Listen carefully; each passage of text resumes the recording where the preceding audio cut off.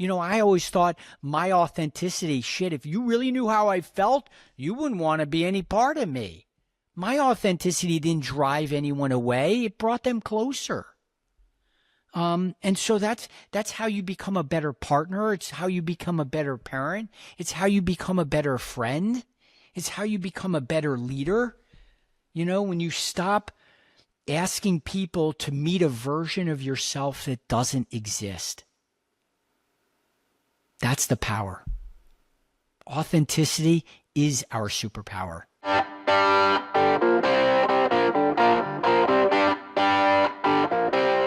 Ladies and gentlemen, welcome to the Move the Chains podcast. I'm your host, Ryan Munsey. Got an awesome episode for you today. Our guest is Judd Shaw. Judd is an attorney, a storyteller, a speaker, and recently published USA Today bestseller of a book called How to Live Authentically. Subtitle of that is The Surprising Cure for Loneliness and Disconnection. So before we get into this, just I guess a public service announcement. We're going to talk about suicide and mental health. And so if you're somebody that is struggling, please know help exists. Judd and I will go through some things that have helped him. We'll have some resources in the show notes. So please reach out and get help if you feel like you need that. Judd, thank you so much for being a part of the show today, and congrats on recently hitting bestseller with your new book.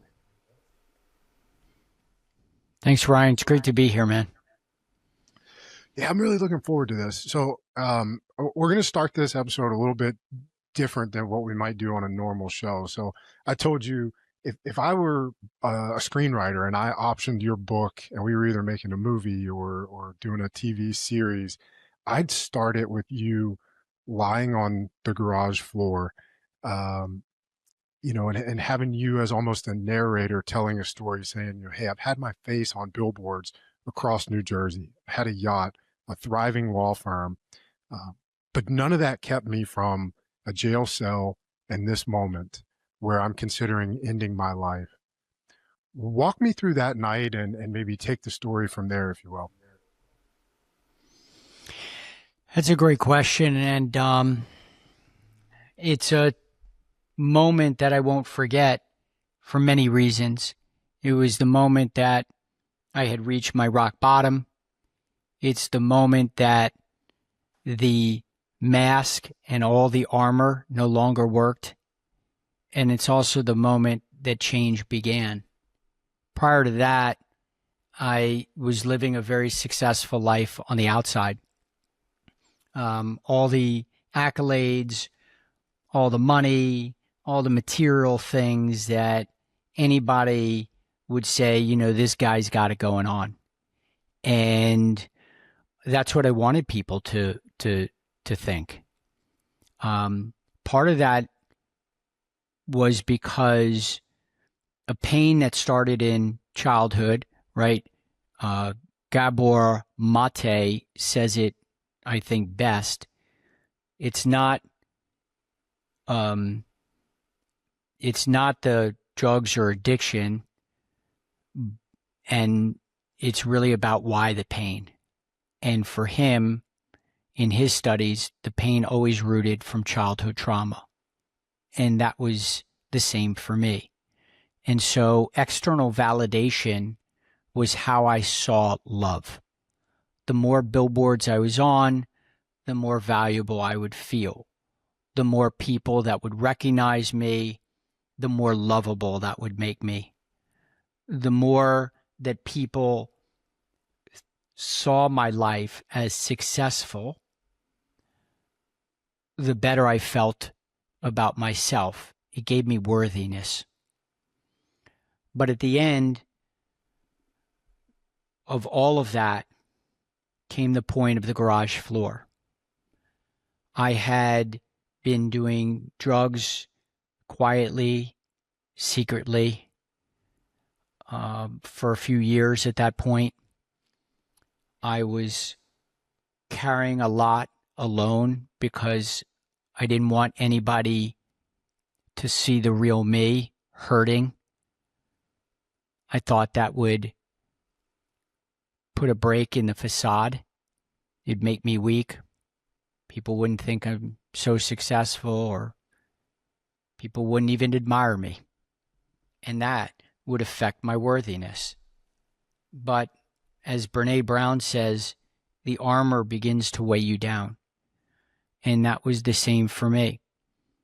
And so I had done everything that culture had wired me to do: work hard, make a lot of money, flying private jets, big yachts, multiple homes.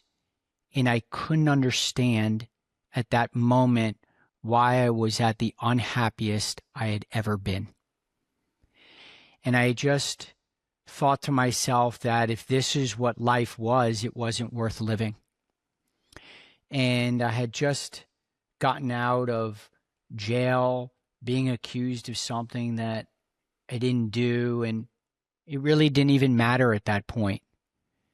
I walked into the garage floor surrounded by all of these exotic vehicles, and I just curled up on the cold concrete floor and had this uncontrollable cry.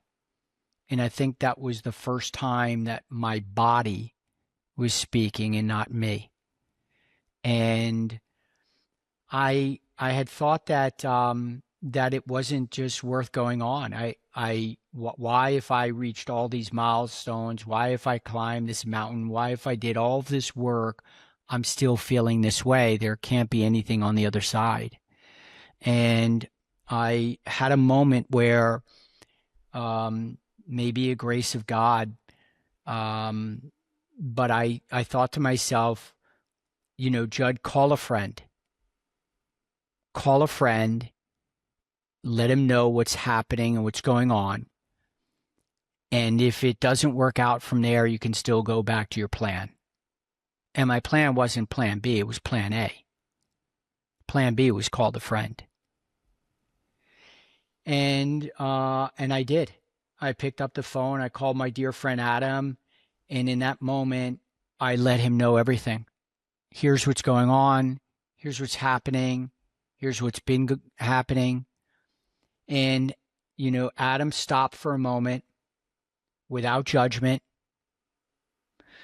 without trying to fix it, with pure compassion. He just said, listen, man, we got to get you some help. And there's help out there. And I followed his lead, and I went into rehab. And when I got out of rehab about 90 days later, I decided that at that point, I would try to understand the root of my pain, the root of why everything I sought was external, while all the answers all along were internal. And it led me on a really long healing journey. I studied, I researched, I met with many different professionals. I met with a lot of different programs and different sort of healing modalities. And, if you told me at that point you got to hang from a tree upside down with a squirrel's tail in your mouth, I would have done it. And I just wanted to understand what was going on, that I was just so unhappy.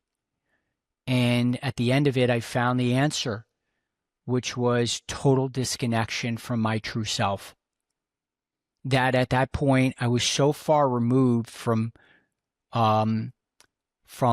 performing a version of me and being me that caused me to hit that garage floor. It's a really powerful answer and story. As you're talking about Adam, I can't help but think, what a blessing it is to have a friend like him, and for him to have answered the phone when you called. I mean, I'm sure maybe over the years you've thought about, had he not answered, what would happen? And fortunately he did, and that he, as you pointed out, didn't just jump in and try to fix, but was, handled it as well as he did. And just couldn't have drawn that up any better. So, that's just amazing to have a person like that in your life. Something you said, I'd like to unravel or unpack a little bit more. The subtitle of the book says "The Surprising Cure for Loneliness and Disconnection." And I think when we hear disconnection in regards to mental health, we think about a disconnection from other people. But you just said that the root of your experience was a disconnection from your true self. And I don't think that we often hear that or talk about a disconnection from our true self. So I'd love to hear you maybe elaborate on what that means, how you discovered that, and how you were able to get back in touch with your true self. Authenticity, it's kind of like a buzzword now, but the I wrote a book called How to Live Authentically, as you pointed out, and I studied authenticity and ultimately authentic connection.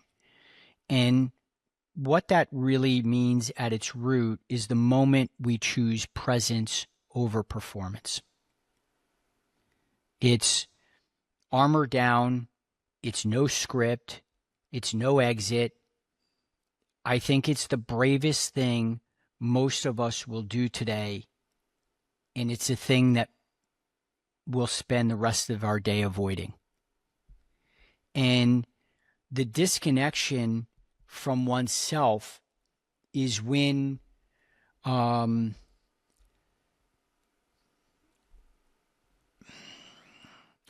loneliest people I know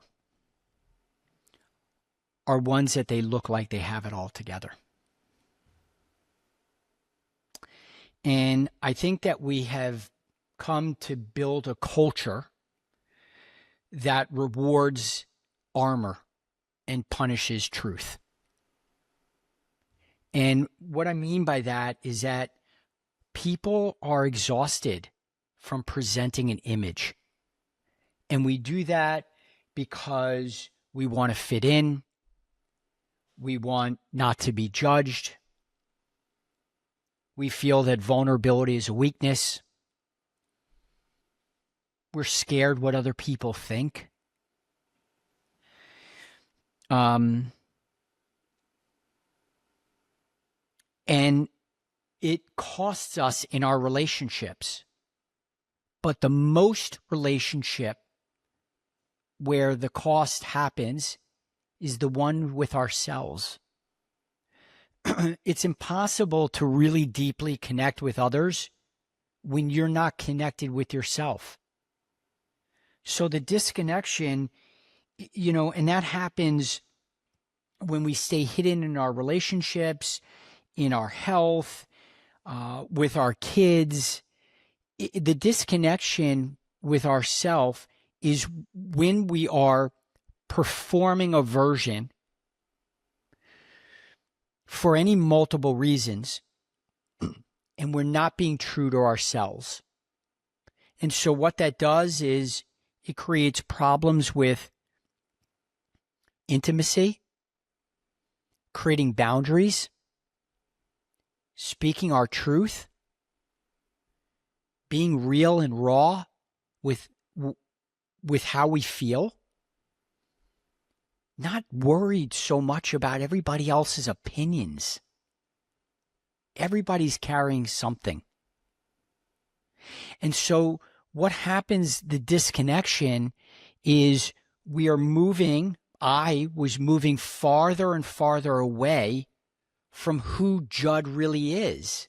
Like the core of who I am, what I really believed in, like what I really cared about, what mattered to me, what really lit me up, where I found true joy and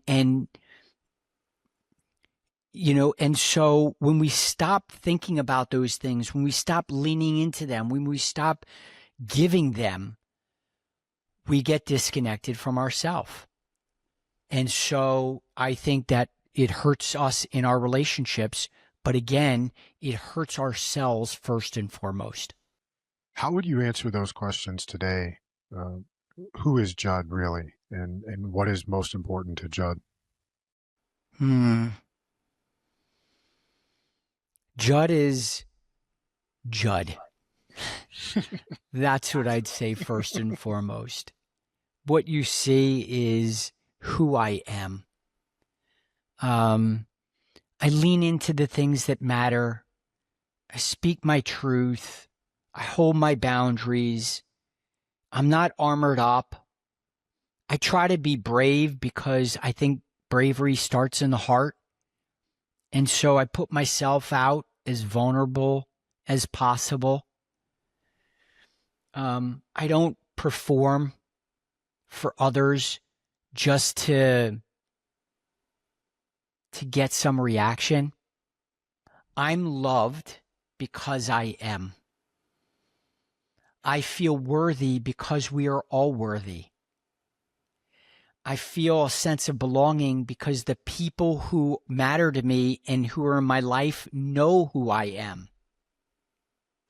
The people at my work, who my employees and my team, they know what version is going to show up that day. He doesn't change depending on the success or the lessons, the mistakes. And so my leadership is consistent. My parenting is consistent. The way I connect with my partner is consistent. Because how I show up is who I really am to my core. In that answer, I hear a lot of that shift that you mentioned earlier from external validation to, being where you used to feel love to now internal validation. What were some of the keys for you to help make that shift? I think first and foremost, I'd want anybody to know that the answers they're looking for are within. They always have been. We're all born, this beautiful little creature. And it's what the world does to us that sort of wires us to show up a certain way. It's how our parents loved us, where did we feel safe in our homes?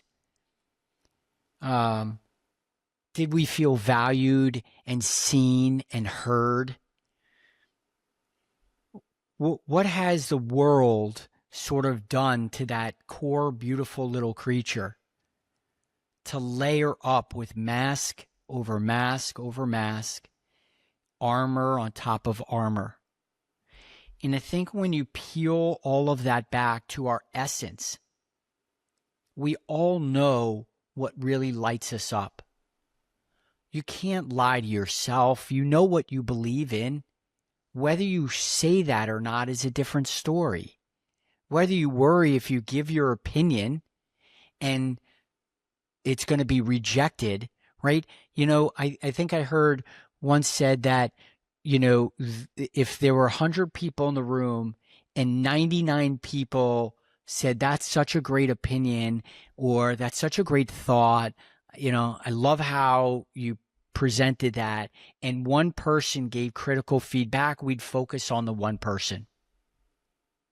We try to spend all our time, having that other one person see us differently than leaning into the 99 other people. I know what shifted was my search for the answers continued to come back to certain things.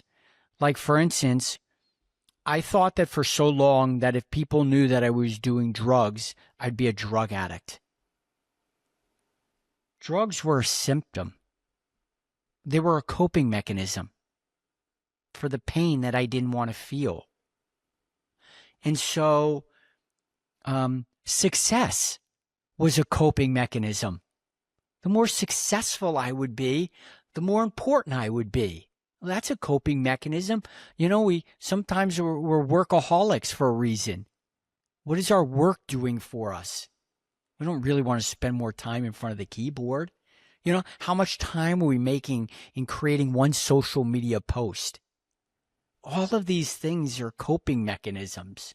Then we spend all the time looking at, the comments and the feedback rather than just knowing you put it out there with love and creativity and what you feel and believe in.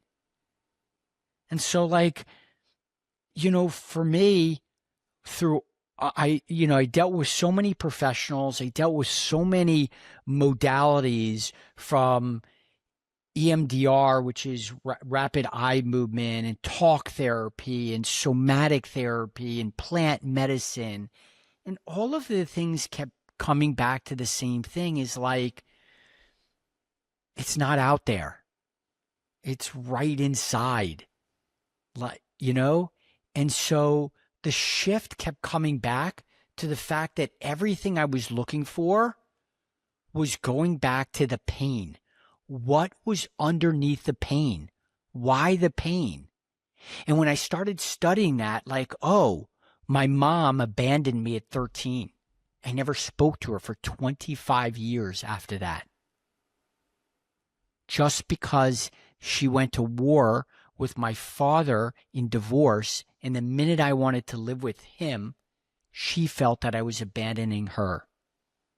She was adopted at birth, so she's got abandonment issues. She's not a bad parent. She just carried on what she knew, which was abandon me because it hurt her too much. My father was a successful boxing promoter. He's in the Hall of Fame. And so he put on some of the biggest fights, and he was, he was showy, and he was an attention getter, and he did a good job of it. But he cared, in my mind, more about the fighters than about me. I didn't feel safe in my home. I was abused. And so once I started understanding all of these, I started realizing that there's a pattern. There's a pattern to the disconnection. And the shift was going back to these patterns and getting underneath them and releasing myself from them, saying, oh, all of this time when I'm trying to be more successful, when I want a Ferrari so you see me in it, when I want another billboard, when I want to help a girlfriend who's in a really bad situation because I just want to play Mr. Nice Guy and be a knight in shining armor and feel good about myself, all of that are behaviors out of these patterns. And sure, also, by the way, Ryan, these patterns, you have to give yourself self-grace and self-compassion, because these patterns served me when I was 6 years old and 9 years old and 13 when my mother left me. Like, shit, good job, Judd. You got through those difficult situations. But those same patterns and those same behaviors to them no longer work when I'm 40. So they lead me to drink and drug and go back to work and miss my kids, all their milestones, because I'm at the job thinking that what's going to come out of that is going to, somehow give me more meaning and validation, and not just the love of my children.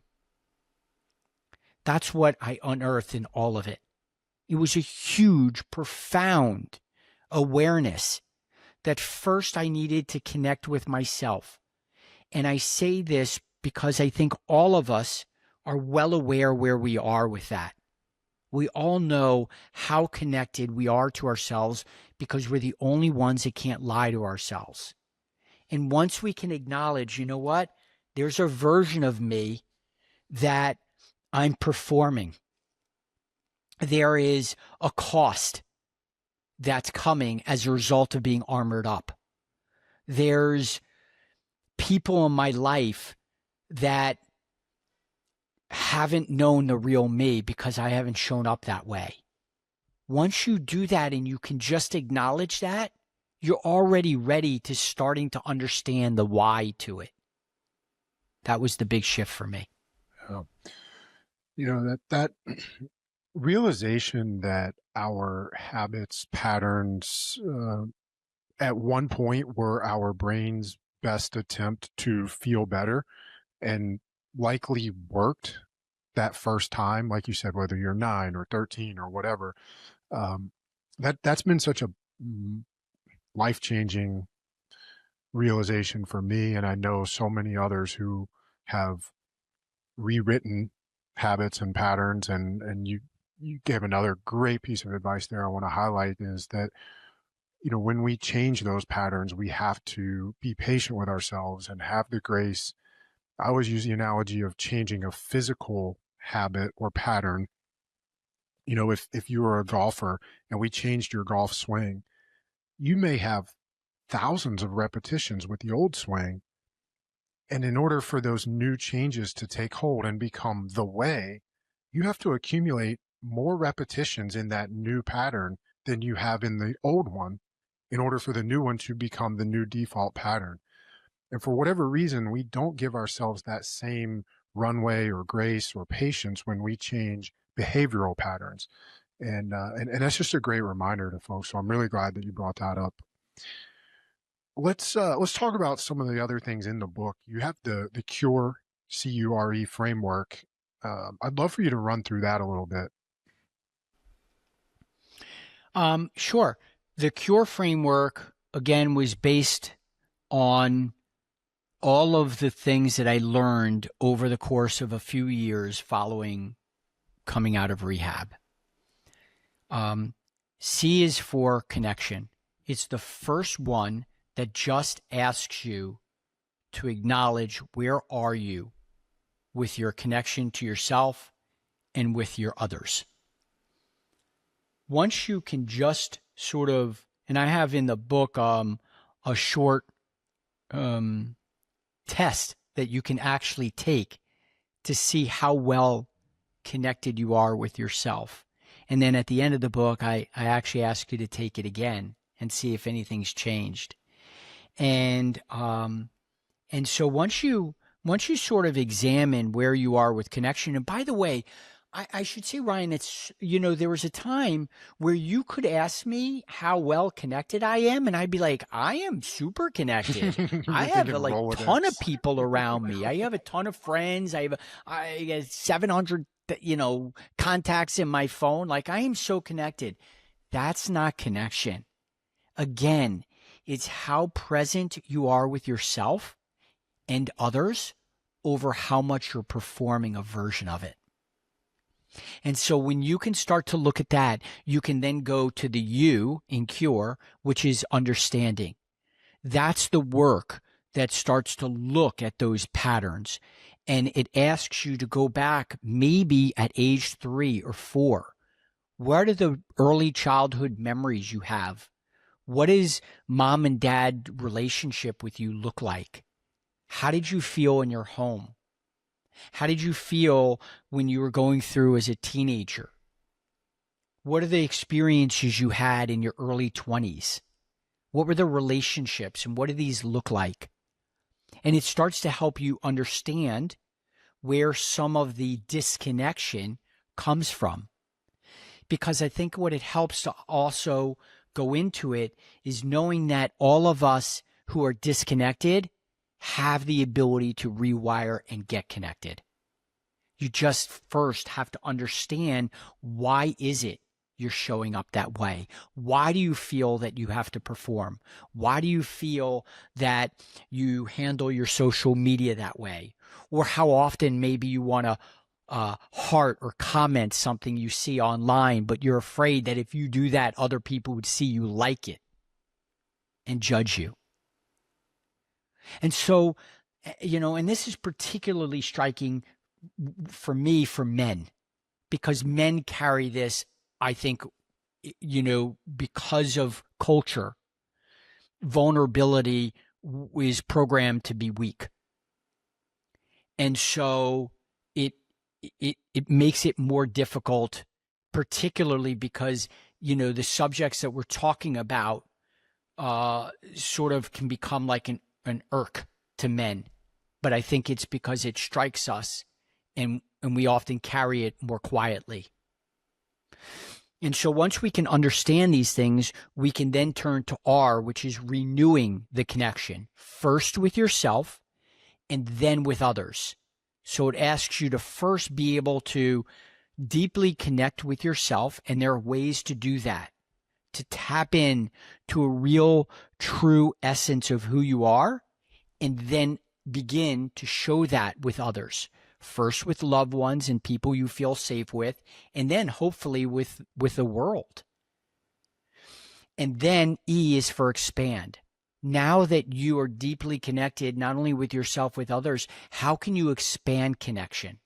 How can you create a ripple effect? That's where like sort of the idea of the book came from, or the podcast, or having conversations. How can you ripple effect that connection so that you can help others tap into their connection? That's the Cure framework essentially. And the thing about it is, it's not a book of theory. It's a book of practice. I think what you pointed out was so poignant, that patterns take work to unpattern and to develop new ways of seeing things, reacting to them, feeling things. And so, authenticity is a muscle. It's one you build in small moments. And really, it's sort of like telling the truth when it would be easier to perform. Shit, that's hard sometimes. It's repairing relationships instead of defending. It's feeling things rather than reacting to them. It's letting people see you struggle. There is such a power in that. How many people root for the underdog? And there's a reason for that, because we all see ourselves in the underdog in moments of our lives. The perfection doesn't help anyone, and it certainly doesn't help yourself, because not letting people see me struggle led to me on the garage floor, almost never having this conversation between you and I. And so I think when you live that way, when you give yourself permission, you give permission for others to do the same. I always thought my authenticity, shit, if you really knew how I felt, you wouldn't want to be any part of me. My authenticity didn't drive anyone away. It brought them closer. And so that's how you become a better partner. It's how you become a better parent. It's how you become a better friend. It's how you become a better leader. When you stop asking people to meet a version of yourself that doesn't exist. That's the power. Authenticity is our superpower. I love that. As you were talking about people rooting for the underdog, I can't help but think about, and I'm sure if you've studied story structure, you know this as well as anybody, Judd, that every book, every movie, everything that's written follows a very similar story arc, and that is that the eventual hero has to go through some kind of struggle or challenge. And it's so ironic that, and sad that in reality, we all feel like we can't show that struggle, or that we have to do that part in private. But then you look at every single movie or hero or whatever, the thing that makes you root for the hero is the struggle that they have to overcome. That's the hero's journey, right? You nailed it. You nailed it. No, how many of us would, like, first of all, most of the time, the character that's like, putting on a display, performing, acting like, everything, they got all their shit together and it's, whatever. You're not rooting for that person. You're not like seeing yourself in that person. The hero's journey doesn't start out the hero.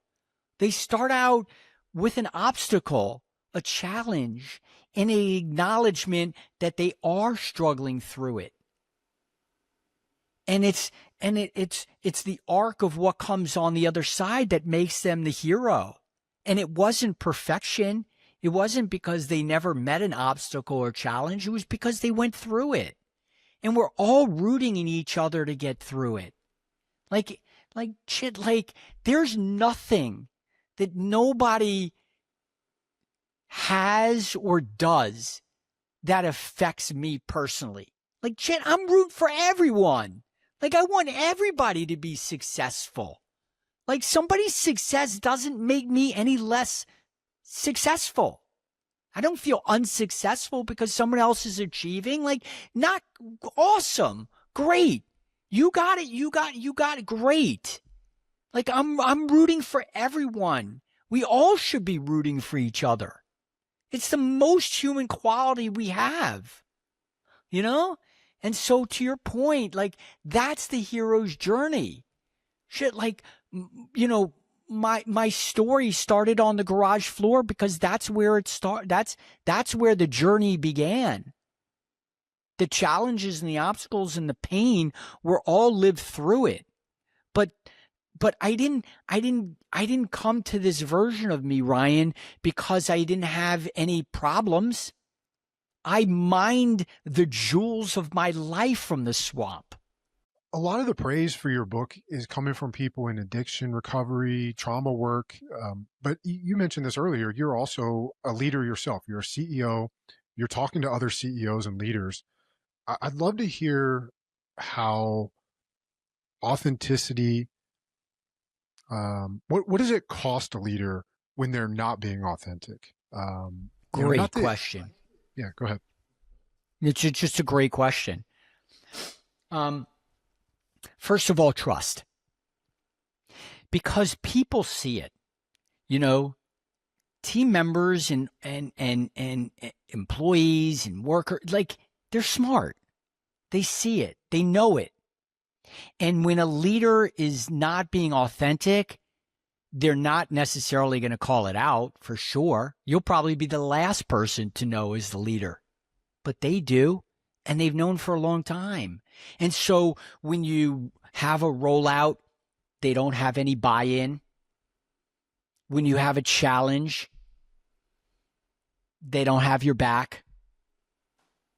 When, you are calling out a mission, they don't believe in it.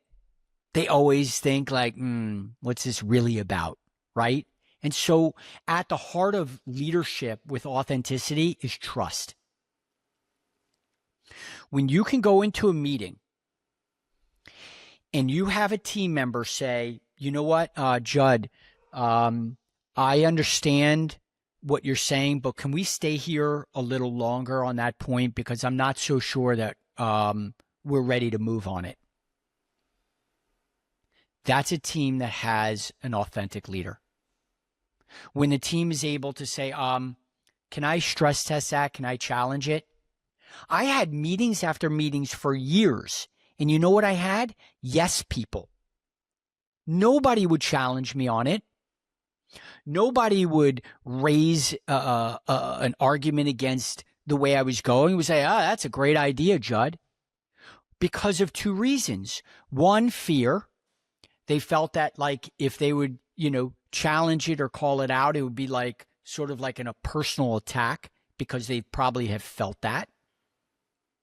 And the other thing is, like, this guy made up his mind with what he's going to do with the data before he walked into this meeting. Whatever I say isn't going to matter, so why should I say anything? And so you have less collaboration, you have less creativity, you have higher turnover because there's no true belonging there.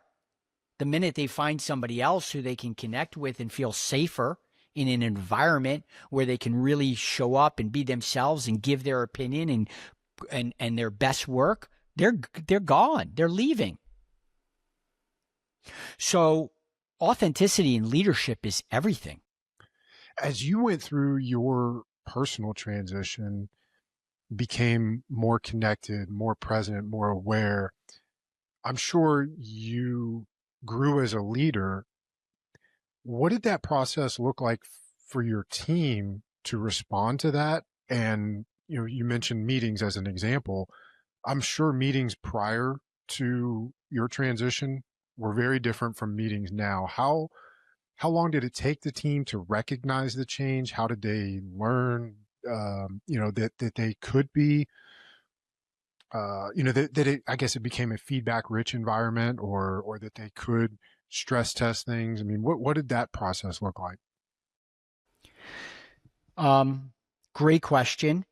The the change was seen immediately, but it took time to build. And that was because I talk about in the book a moment where I wanted um, to have better culture in my company. I was having all of these events at the office, and I couldn't understand why we're still having all this drama, right? Okay. Didn't realize that this whole time it was the leader, i.e., me, was the problem, right? So I have 2 Drink Tuesdays where on Tuesdays we'd all go out and I'd buy everybody 2 drinks. And then on Wednesdays, it'd be workout Wednesdays because I was into your health and there was a gym membership and we'd do a joint class. And then Thursdays was something. And then the last Thursday of every month, we'd have like a big lunch party and this kind of thing. And I kept doing, and nothing was changing.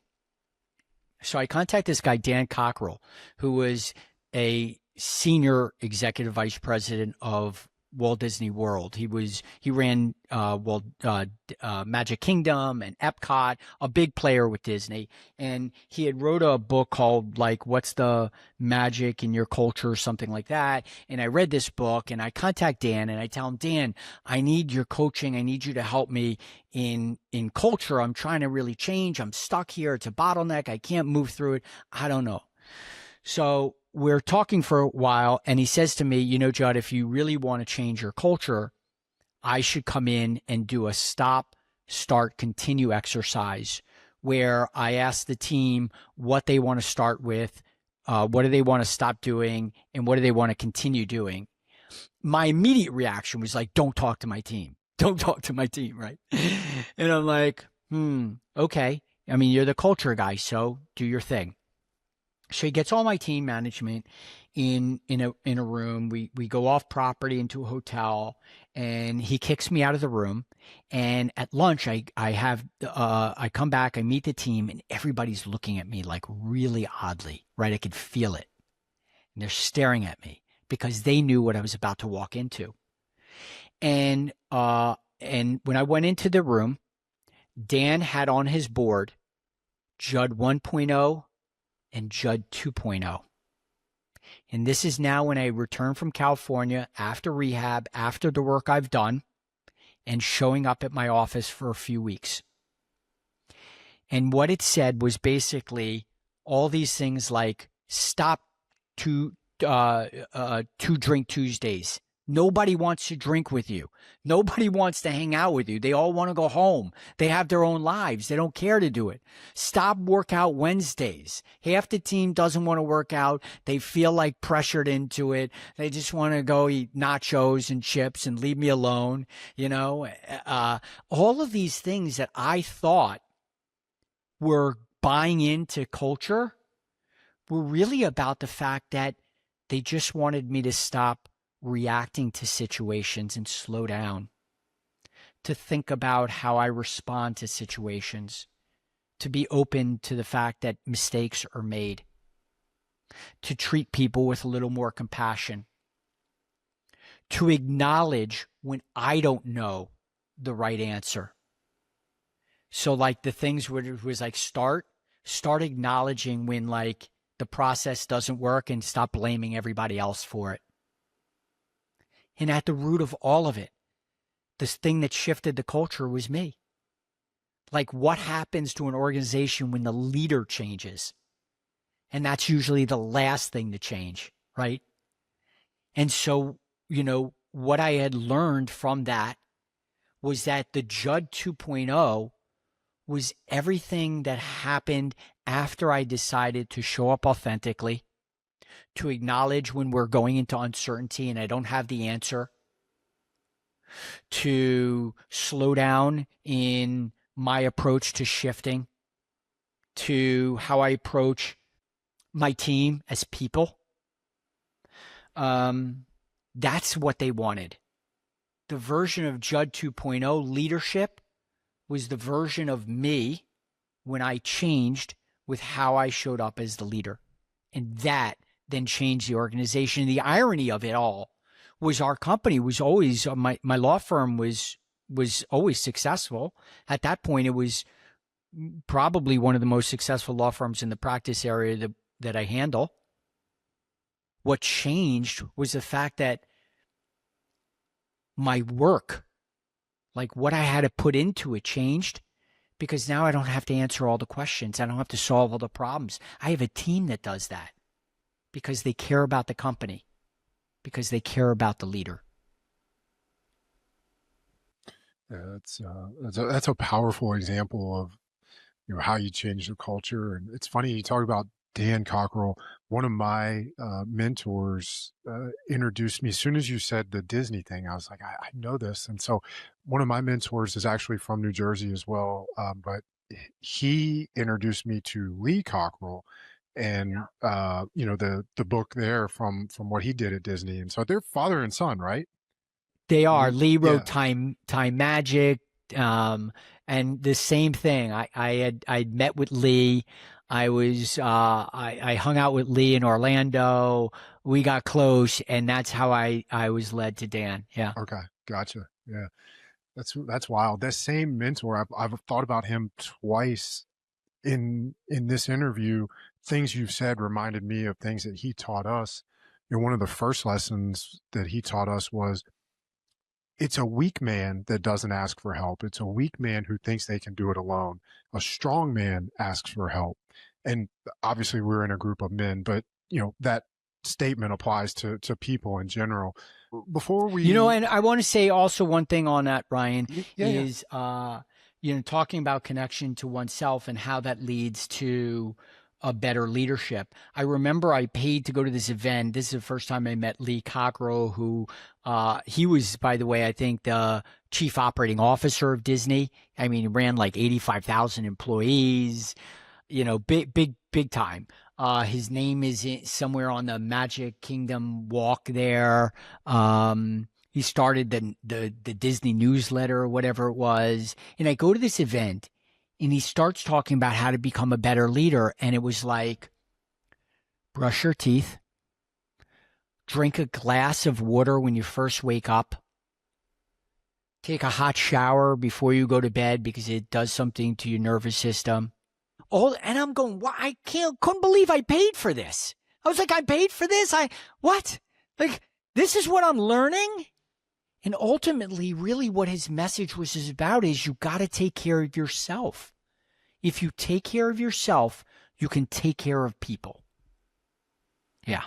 And if you don't take care of yourself, you're unable to show up as the best version of you in those situations. Totally. So, Judd, I'd love to hear some of your favorite resources for, if somebody is listening, we said at the top, if somebody is struggling, that help does exist. Are there resources that you have found to be, the most share worthy or most helpful? I do. I think that first and foremost, what I would say is go and take the connection test.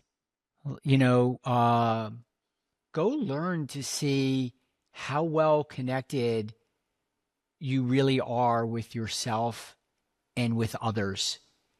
And there's also, by the way, a great free resource that I have at my website to develop core values or see your core values.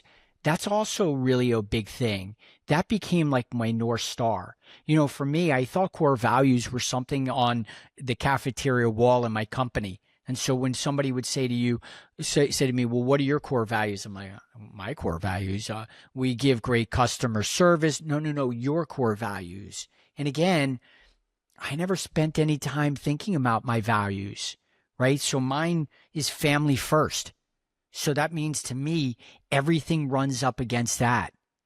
It's family first. It's adventure.